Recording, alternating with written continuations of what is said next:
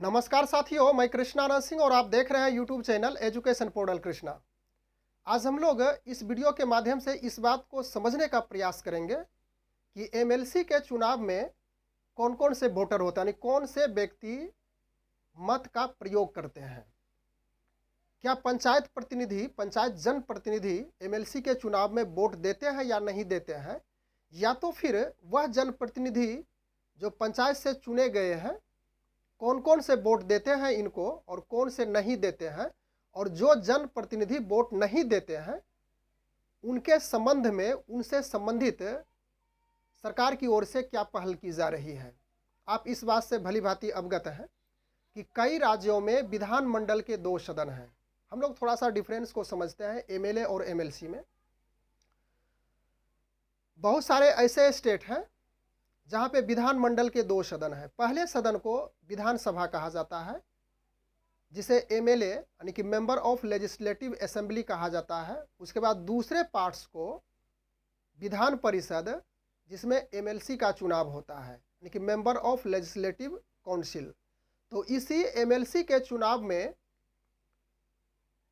पंचायत के जो जनप्रतिनिधि हैं वह वोट देते, लेकिन कुछ ऐसे जनप्रतिनिधि हैं जो वोट देने से अभी भी वंचित हैं। राज्य सरकार स्थानीय निकाय एमएलसी चुनाव में पंच और सरपंच को भी वोटर बनाने के लिए अब चुनाव आयोग को प्रस्ताव भेजेगी। यानी कि ग्राम कचहरी के सदस्य हो गए पंच और सरपंच, इन्हें एमएलसी के चुनाव में अभी भी वोट देने का अधिकारी नहीं बनाया गया है, यानी इसे वंचित रखा गया है। लेकिन राज्य सरकार का कहना है कि चुनाव आयोग को इससे रिलेटेड प्रस्ताव भेजी जाएगी, और जब वहाँ से स्वीकृति मिल जाएगी चुनाव आयोग के द्वारा, जब स्पष्ट हो जाएगी सारी बातें, तो पंच और सरपंच को भी वोटर बना दिया जाएगा। इससे संबंधित पंचायती राज के मंत्री आदरणीय सम्राट चौधरी का भी वक्तव्य है, उनका भी स्टेटमेंट है कि सरकार ग्राम कचहरी के सदस्य यानी कि पंच और सरपंच को भी स्थानीय निकाय एमएलसी चुनाव में वोट देने का अधिकारी बनाएगा, यानी कि वोट देने के लिए यानी वोटर बनाने के लिए कटिबद्ध है।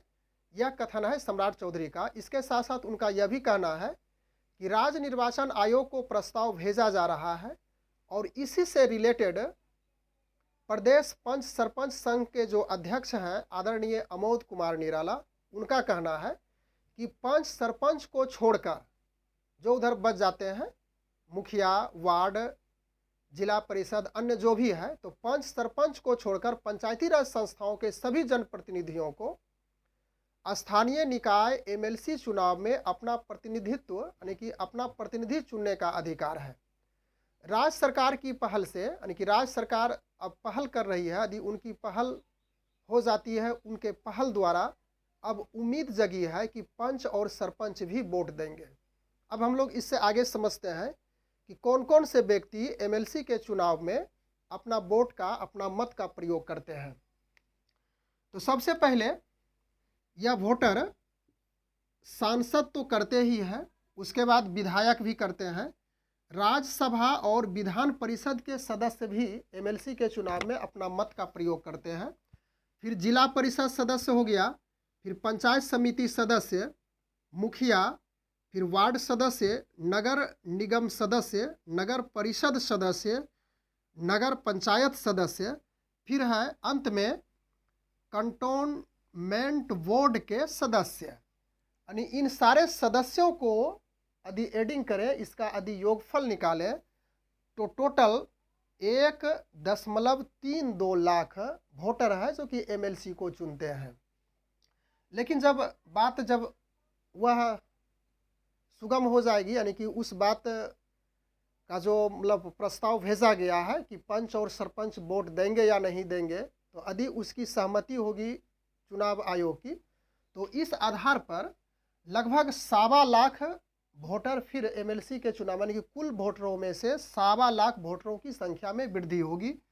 तो पंच वहीं पे 1,22,534 पंच हैं, और सरपंच में 8,064 है, और इसको यानी कि पंच और सरपंच को यदि मिला दिया जाए तो कुल 1,14,467 यानी कि लगभग में 1.25 लाख वोटर और भी बढ़ जाएंगे एमएलसी के चुनाव में।